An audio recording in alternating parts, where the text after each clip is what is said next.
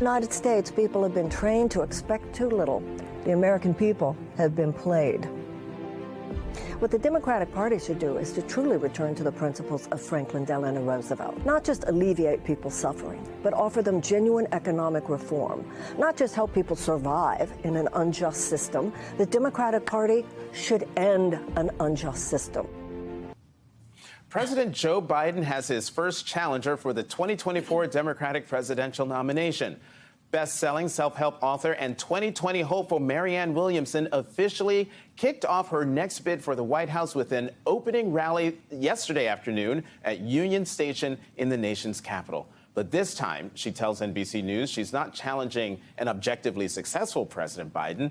She's challenging, quote, the system. And joining me now is activist, thought leader, author of Politics of Love, and 2024 Democratic presidential candidate, Marianne Williamson. Ms. Williamson, welcome to the Sunday Show. Thank you. Thank you, Jonathan, for having me. All right.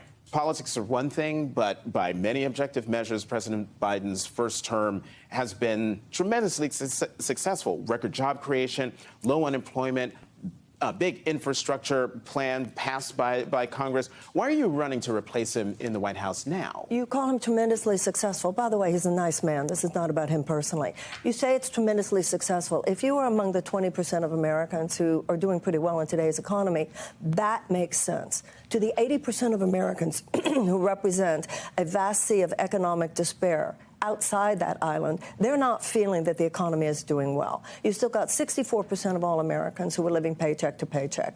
You still got 18 million Americans who can't even fulfill the prescriptions that their doctors give them, which would be settled if we had universal health care. We have not lifted the minimum wage. They hid behind the skirts of the parliamentarian on that. So you've got a third of America's workforce living on less than $15 an hour and unable to afford able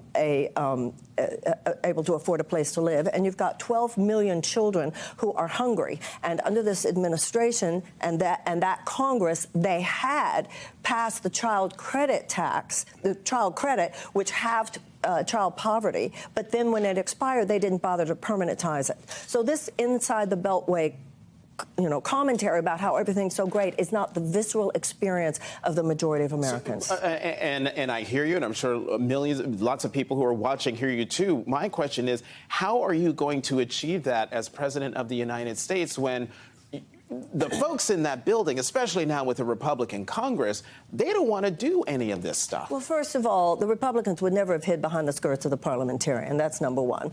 Number two, the president does not even mention universal health care. The president, one of the things that has nothing to do with Congress specifically that the president could do much more about has to do with climate change. The president has given more permits for drilling, for oil drilling, than Trump did. So there's a lot to do with what the president has done, what the president's administration done, and what he could be doing with executive orders. So you're headed to South Carolina tonight. Yes. You'll be doing events tomorrow. Later this month, you're going to be meeting with the South Carolina Democratic Party, Black Caucus. How do you feel about the primary schedule change, and how do you plan to connect with Black South Carolina voters who will be instrumental in how far you get? I mean, it was South Carolina Democratic primary voters who made Joe Biden president of the United States. Indeed. So there are two questions that you've asked there. First has to do with the obvious rigging of this primary schedule. The DNC theoretically is supposed to stay neutral until a nominee has already been chosen. But what happened here was a deliberate effort. They're not even covert about it anymore. They're very overt about it. Let's get rid of New Hampshire, since, as we know, New Hampshire did not do, Joe Biden did not do well in New Hampshire. New Hampshireites like progressive and independent candidates. So we get rid of New Hampshire. All this about diversity, when really if it was just about diversity, we'd be putting Georgia in there, we'd be putting Michigan in there. Well, and we know that he does well in South Carolina. So the American people see this. The American people see this, Jonathan. The hypocrisy is unbelievable. Oh, but come on. But the DNC has proposed, part of the new plan is putting Georgia into the primary schedule and twinning it with New Hampshire. So that criticism doesn't quite wash. No, because they're still talking about for diversity making South Carolina first. Now, South Carolina is an important state in the primary season, so I'm not denying that. But to say that this has nothing to do with the James Clyburn machinery, it has nothing to do with Jamie Harrison, these are ways that the larger democratic process is being stymied. This is not 100 years ago when men get to sit around a table smoking cigars, deciding who the nominee will be. Okay, we've got less than a minute left, but I'm going to squeeze in two more questions. I thought we were going to talk about black people in South Carolina. Well, we were just a minute ago, but okay.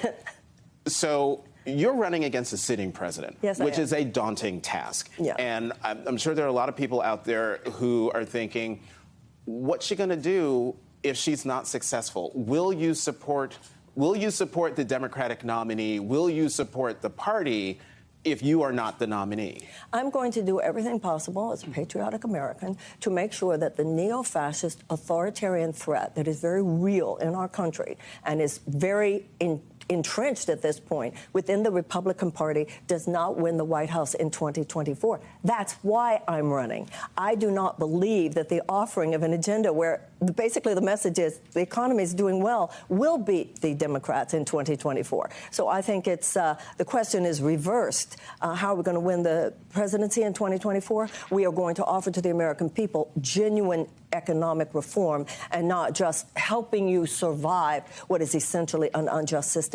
That's why I'm running. Where can people find you? What's your website? Marianne2024.com. Easy. Marianne Williamson, candidate for the Democratic nomination for president. Thank you, Thank you very Jonathan. much for coming to the Sunday God bless Show. you. Thank you.